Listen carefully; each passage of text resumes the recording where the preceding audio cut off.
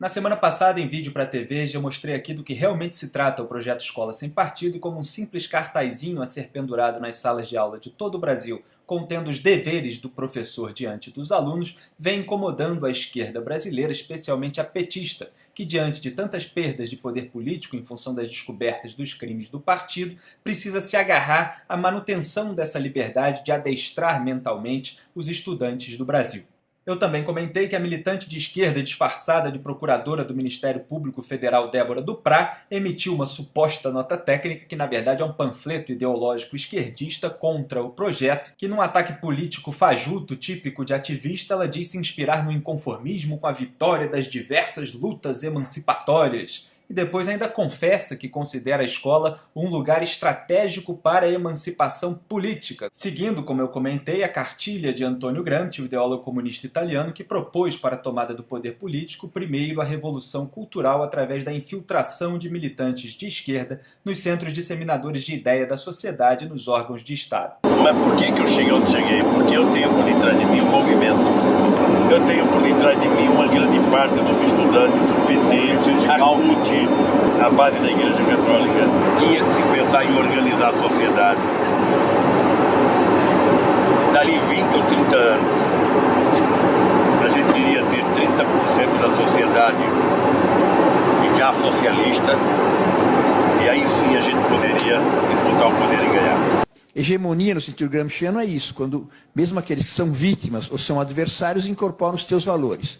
Então, esse é o elemento decisivo. No Brasil e fora do Brasil, a disputa fundamental é ideológica, é de valores. Pois é, o PT aplica Gramsci conscientemente há décadas, como se vê pelos discursos de Lula e de Emir Sader. Lula, inclusive, se gaba naquele vídeo ainda de ter aperfeiçoado e agilizado o processo de tomada do poder político, porque ele não queria esperar 30 anos para chegar ao poder. E agora Débora Duprá tenta manter essa tradição que resultou no projeto criminoso de poder petista. Felizmente, o advogado Miguel Najib, criador do Escola Sem Partido, reagiu e eu informo em primeira mão que ele protocolou na tarde dessa quinta-feira, 18 de agosto, ao excelentíssimo senhor Corregedor Nacional do Conselho Nacional do Ministério Público, uma reclamação disciplinar contra a subprocuradora-geral da República, Débora Duprá. Ele começa afirmando que a doutrinação e a propaganda político-ideológica disseminada em salas de aula do país viola o artigo 12, inciso 4 da Convenção Americana sobre Direitos Humanos, segundo o qual os pais e, quando for o caso, os tutores têm direito a que seus filhos e pupilos recebam a educação religiosa e moral que esteja de acordo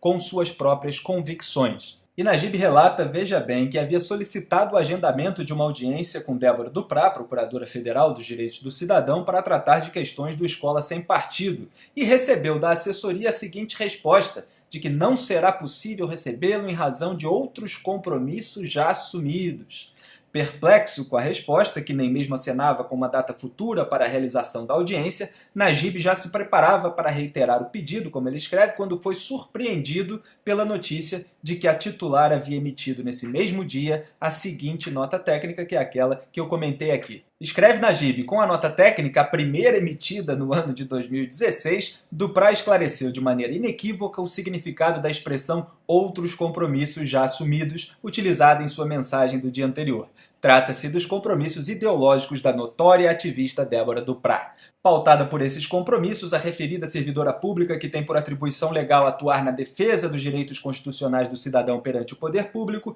bateu a porta do Estado na cara de uma entidade da sociedade civil, dispensando aos indivíduos por ela representados o tratamento de cidadãos de segunda classe num sistema de castas. Incapaz de controlar suas preferências e repulsas pessoais, Duprá nem sequer se dignou a receber os integrantes do movimento e da associação. Despachou-os in limine, sem ao menos escutar o que tinham a dizer. Najib elenca então todos os dispositivos legais que Duprá atropelou com esse tipo de procedimento e depois afirma que, não satisfeita, a ativista ainda se aproveitou da autoridade e da visibilidade que lhe é conferida pelo alto cargo que ocupa para tentar criminalizar o movimento Escola Sem Partido por meio de uma linguagem agressiva e infamante. Depois de dizer que é preciso desmascarar o compromisso aparente que tanto o projeto de lei como Escola Sem Partido tem com essa principiologia constitucional, ela ainda veio com aquele papo que eu mostrei aqui, de que a escola é o lugar para a emancipação política e para o fim das ideologias sexistas, racistas, religiosas. Como se vê, Duprá procura forjar uma relação entre os integrantes do movimento Escola Sem Partido e a defesa de ideologias sexistas que condenam a mulher a uma posição naturalmente inferior e racistas que representam os não brancos como os selvagens perpétuos. Na mesma passagem, a nota técnica acaba revelando mais um elemento da militância ideológica a cujo serviço foi colocada a PFDC, a convicção de que a escola é um lugar estratégico para pôr fim àquilo que a subprocuradora denomina como manifesto desprezo de ideologias religiosas que apresentam o mundo como a criação dos deuses. Ao expressar tal opinião em nome do Ministério Público Federal, Duprá incentiva o uso do sistema educacional para sabotar a crença religiosa de milhões de estudantes. A partir de agora, ateístas militantes que se aproveitam da presença obrigatória dos alunos em sala de aula para tentar libertá-los das amarras da religião poderão invocar, na defesa dessa prática covarde e inconstitucional, a nota técnica número 1 de 2016 da Procuradoria Federal dos Direitos do Cidadão. E muito importante, Najib mostrou que emitir um parecer oficial, no caso essa nota supostamente técnica, sobre a constitucionalidade de um projeto de lei em andamento no Congresso Nacional, não cabe à procuradora do Ministério Público Federal, nem mesmo ao Procurador-Geral da República ou ao Poder Judiciário, Supremo Tribunal Federal, provocado pelo PGR. O controle prévio de constitucionalidade, nesse caso, cabe ao Parlamento. Então a ativista se aproveitou do prestígio institucional do MPF para tentar interferir de maneira indevida no próprio processo legislativo. E os efeitos dessa intromissão espúria, violadora do princípio constitucional da separação dos poderes, já se fazem sentir, claro, em parecer de deputado socialista do PSOL, que já está usando a nota de Duprá para legitimar o seu próprio discurso contra a escola sem partido. Falando em PSOL, eterna linha auxiliar do PT, vamos relembrar como o deputado psolista Jean Willis é um gramsciano, confesso. Alguém que tem uma formação marxista gramsciana e trabalha com a ideia de negociação com a hegemonia e de ocupação de lugares estratégicos, é nesse sentido que eu, Jean Willis... Tem um dos intérpretes do marxismo, o Antônio Gramsci, diz isso. O segredo não está numa revolução que vai transformar tudo, mas em você se posicionar estrategicamente dentro da estrutura e mudar de dentro. Tá dando para entender como essa gente quer manipular a cabecinha dos seus filhos sem que você nem eles sejam nem ao menos informados da hipótese de que isso possa eventualmente estar acontecendo? Pois é. Então, respaldado pela autoridade do Ministério Público Federal, o deputado Carlos Gianazzi do PSOL não teve dificuldade para obter a aprovação do seu parecer contrário à aprovação do projeto de lei de escola sem partido.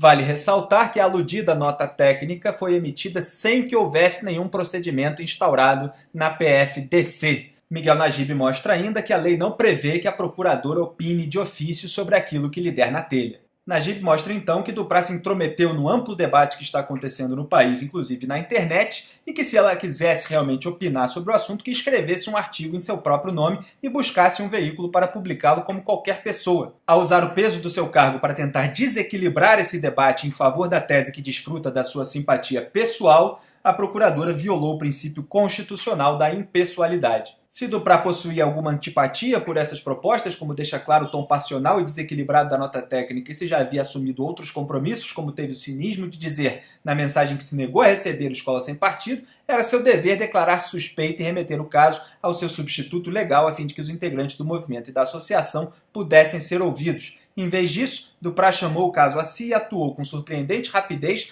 para prejudicar os interesses dos cidadãos que pediam socorro à PFDC, ignorando que esse órgão, sob o comando da ativista, já não se orienta segundo o princípio constitucional da igualdade de todos perante a lei, mas em regime de apartheid ideológico. Em tais circunstâncias, põe-se a angustiante pergunta: a quem devem os cidadãos recorrer quando os seus direitos constitucionais são desrespeitados pelo próprio órgão público legalmente incumbido de defendê-los? Por fim, o criador do Escola Sem Partido elenca cerca de 10 infrações disciplinares cometidas por Débora Duprá e, ante o exposto, requer a abertura de procedimento disciplinar contra ela. A íntegra do documento está disponível no meu blog junto com esse vídeo e é fundamental que pais e filhos de todo o Brasil se mobilizem por aquilo que é o ideal do projeto Escola Sem Partido, a despeito do que dizem dele os seus adversários: a despolitização da educação brasileira em nome do saneamento cultural desse país.